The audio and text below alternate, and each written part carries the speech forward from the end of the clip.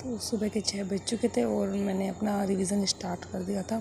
पहले मैं history subject कर रही थी ताकि इसका रिवीजन जल्दी हो जाए, तो मेरे को बाद में पढ़ने में इजी रहेगा। इसके बाद में मैंने इसके 2 चैप्टर कंप्लीट करने के बाद में आगे का रिवीजन कंप्लीट किया था, ताकि मेरा एक आज के दिन में करंट अफेयर्स की क्लासेस कंप्लीट हो जाए। तो 9:30 बजे के समथिंग मैंने इसको स्टार्ट कर दिया था। और यहाँ पे जो है मैं CAPF के लिए जो है अपना करंट अफेयर्स कर रही थी, तो मैं शॉर्ट नोट्स बनाते जा रही थी इसके साथ साथ में, ताकि मैं जब रिवीजन करूँ तो मेरे लिए इजी रहे थोड़ा सा।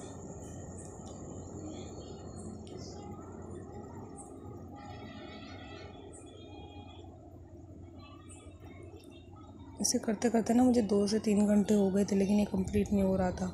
तो इसी में ना मैंने वो कलादान मल्टी मॉडल वाला करा था। तो ये बहुत इंपॉर्टेंट है UPSC के लिए, क्योंकि बार बार आ रहा है और बांग्लादेश से अपने रिलेशन है, तो उससे भी अपन रिलेट करके इसको कर सकते हैं। तो इसमें जो जो लोकेशन है नॉर्थ ईस्ट की और इंडिया की, तो वो अपने लिए इम्पोर्टेंट हो जाती है, तो वो मैंने नोट कर ली थी। और जब हम इसको बार बार याद करेंगे तो ये ईज़िली जहाँ पर भी जिस भी तरीके से क्वेश्चन पूछेंगे तो कवर हो जाएगा। तो आप भी इसको ज़रूर कर सकते हो। और इसमें ये है कि अगर अपन ऐसे करंट अफेयर से कर लेते हैं, तो बाद में जब अपन किसी बुक वगैरह से इंटरनेशनल रिलेशन पढ़ते हैं, तो अपने को थोड़ा बहुत पहले से आइडिया रहता है कि कैसे क्या करना है। उसके बाद में अपने लिए ना एक सबसे बेस्ट बात बताऊँ, एक प्राउड मोमेंट भी होता है स्टेट गवर्नमेंट के लिए भी। एक मतलब बहुत अच्छी बात होती है कि एक स्टेट पूरी तरीके से लिटरेट हो चुका है। तो ये हमारे लिए नहीं, उस स्टेट के लिए और बाकी सब के लिए भी बहुत अच्छी बात है। तो यहाँ पे मेरे को दोपहर हो गई थी करते करते इसको।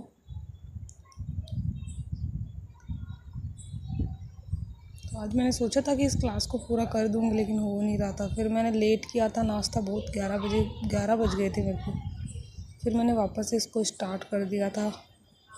और मैं इसके शॉर्ट नोट्स मैं इसके साथ में बना रही हूँ। और इसमें ना एक न्यूज़ आई थी हाइड्रोजन जो अपना मिशन है ना उसके ऊपर, तो इसको आप ना ज़रूर से पॉइंट आउट कर लेना, क्योंकि इसमें जो भी पॉइंट है ना, जैसे जॉब क्रिएशन है या फिर जितना भी इन्वेस्टमेंट वगैरह है, तो वो इम्पोर्टेंट है। उसके बाद में मैंने 3 घंटे का ब्रेक लिया था दिन में, और फिर शाम को मैं वापस स्टडी पे बैठी थी और मैंने वापस से उसी क्लास को करा था। बीच में मैंने छोटा सा क्लिप था वो ऐड नहीं करा था, लेकिन फिर वापस से मैंने इसको स्टार्ट करा और वापस से शॉर्ट नोट्स बनाने लग गई थी। मैंने सोचा कि आज इस क्लास को कंप्लीट कर लेंगे अपन, लेकिन ये क्लास थी कि कंप्लीट नहीं हो रही थी, क्योंकि 4 से 5 घंटे की क्लास थी और फिर नोट्स भी बनाने होते हैं, तो बस वो हो जाता है थोड़ा। अगर आप करंट अफेयर्स कर रहे हो ना, तो मंथली वीकली कर सकते हो, क्योंकि डेली करते हैं ना तो होता नहीं है। और अगर वीकली क्लास है तो वो डेली चल जाती है, कभी अपन रिवीजन करते हैं, कभी नोट्स बनाते हैं, कभी क्लास देखते हैं, कभी रिवीजन करते हैं, तो हो जाता है। फिर एक आगे ना न्यूज़ आई थी चाइना वाली, तो वो इसलिए इम्पोर्टेंट है क्योंकि चाइना जो अपनी जो भी पॉलिसीज़ वगैरह है ना उसमें चल रहा है। तो चाइना की जो पॉलिसीज़ है वो इंडिया के पॉइंट ऑफ व्यू से और पाकिस्तान में जो अभी हो रहा है ना उसके लिए भी इम्पोर्टेंट हो जाती है। तो इसमें आप BRI, CPEC या स्ट्रिंग ऑफ पर्ल्स जो भी है ना वो पढ़ सकते हैं, क्योंकि इम्पोर्टेंट है। अगर हम मेंस में आंसर राइटिंग करते हैं तो ये हमारे लिए बहुत ज़्यादा ज़रूरी हो जाता है कि हमें ये सब पता होना चाहिए। फिर मैंने इस क्लास को ऑलमोस्ट कंप्लीट कर दिया था।